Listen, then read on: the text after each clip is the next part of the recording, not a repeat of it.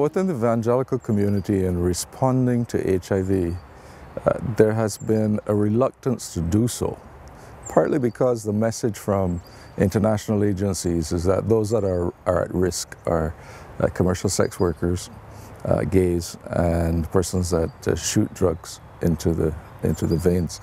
And the evangelical church does not consider that to be part of their constituency. And so what we have done in the Caribbean is to undertake research on the sexual practices of young people attending evangelical churches.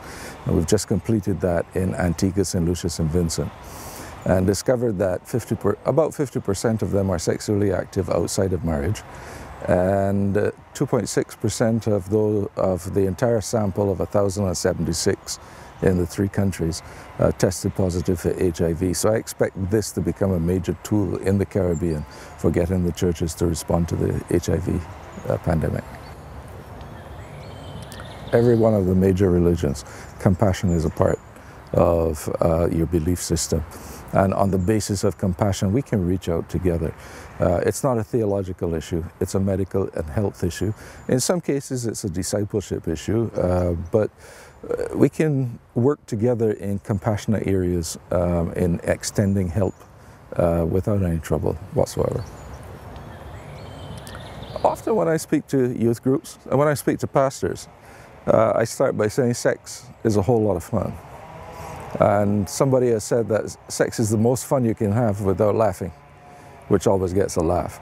But at the same time, in the 21st century, sex kills.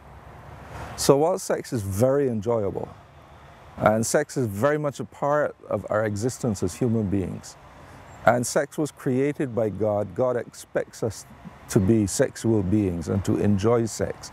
The other side of the coin is, in the 21st century, sex kills.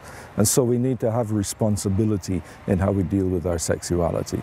Our Christian framework, our Christian theological framework, gives us a framework for expressing our sexuality in a safe way which is enjoyable and does not bring harm to you or to the other person. And that's the basic message that I share as I speak to pastors and to young people on the issue of sexuality.